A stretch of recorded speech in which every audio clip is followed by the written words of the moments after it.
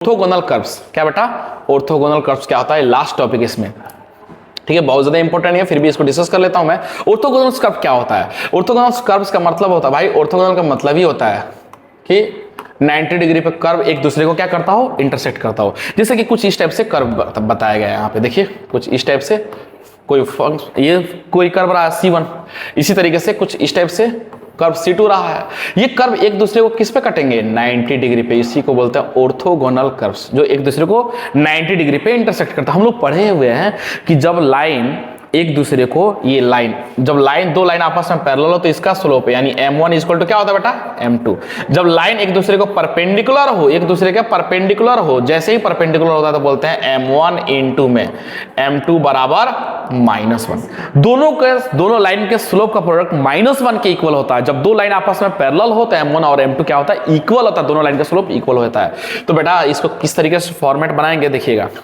सबसे पहले इसका कुछ इंपॉर्टेंट स्टेप्स है, याद रखिएगा। Form differential equation for given family, ठीक है। रिप्लेस, ये इंपॉर्टेंट स्टेप है।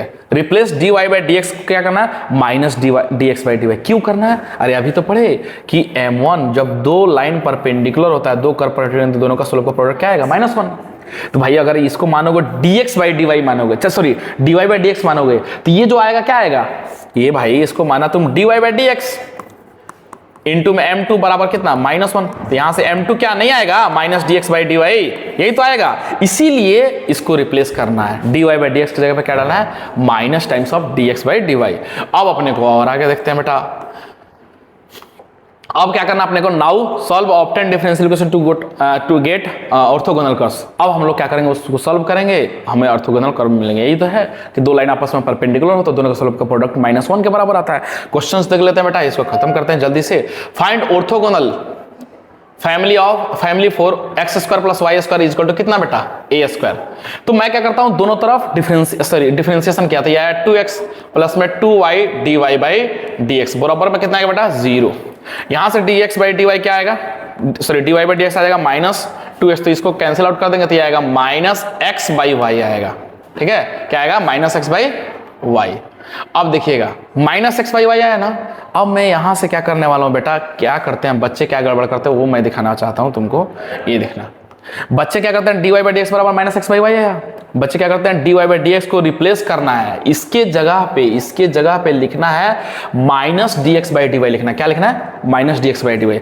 बच्चे क्या करते हैं ना, ये -dx बाई dy बराबर में इसको उल्टा देते हैं। मतलब क्या करते हैं, मैं वापस रिपीट कर रहा हूं बेटा, समझना ध्यान से। जैसे मान लो ये आया dy बाई dx बराबर कितना आया? -x बाई y आया। बच्चा क्या करता है ना, उल्टा देता है, इसको उधर भेज दिया, या y बराबर में x -y बराबर x, और इसको लिख दिया ऐसे चालाकी से, समझ रहे हो? ऐसे नेगेटिव से मल्टीप्लाई कर दो, तो ये नेगेटिव से जब इधर मल्टीप्लाई करोगे तो देखो ये क्या आएगा। मैं वापस लिख रहा हूं, यहां पे आएगा dy बाई, ये आना ना, तो देखो नेगेटिव से मल्टीप्लाई ऐसा करता है। नहीं, ये गलत है बेटा। अपने को इस dy बाई dx को ही रिप्लेस करना है। क्या करना है? dy बाई dx को। तो बेटा ये ध्यान रखना कि ये तरीका बिल्कुल भी क्या है? गलत है। कौन गलत है? ये वाला, ये गलत है।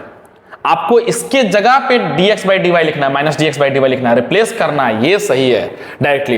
ऐसा नहीं करना कि इसको क्या करना, इधर उधर क्रॉस मल्टीप्लाई कर दिए, y बाई x लिख दिए और इसको इधर ला दिए -dx बाई dy लिख दिया, ऐसा नहीं, ये गलत है ना। रिप्लेस करना है, इसको हटा के इसके जगह पे -dx बाई dy लिखना है। अब इसको इंटीग्रेट करना, दोनों तरफ कर दो, बस बात खत्म। जैसे इंटीग्रेशन किया बेटा, ln x बराबर ln y प्लस में क्या आया? c आ जाएगा। अब जैसे ये चीज आ जाएगा तो आपको समझ में आ गया किस तरीके से अब करना है, ठीक है।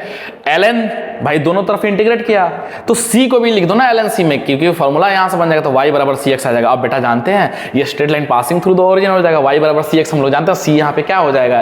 एक कोई पैरामीटर है, अभी बताया तो था पैरामीटर क्या होता है। तो y बराबर में बनेगा ये cx। c का वैल्यू अलग अलग रखोगे तो ये फैमिली ऑफ कर्व्स को रिप्रेजेंट करेगा। c का वैल्यू 1 रखोगे तो y बराबर x, c का वैल्यू 3 रखोगे y बराबर 3x, c का वैल्यू -5 रखोगे तो y बराबर -5x बनेगा। ये क्या बनेगा? एक फैमिली ऑफ कर्व्स को रिप्रेजेंट करेगा, ठीक है। तो आई होप ये समझ में आ गया होगा। इस तरीके से हमारा बेटा डिफरेंशियल इक्वेशन पूरा का पूरा यहाँ पे होता है खत्म।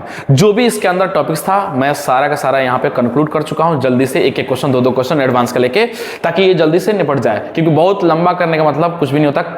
मेन चीज है कंसेप्ट समझ में आना। मैथ्स में कंसेप्ट अगर फंडामेंटल सबका अच्छा है और कंसेप्ट समझ में आता है तो आप कोई भी क्वेश्चन को आसानी से डील कर पाएंगे। Thank you.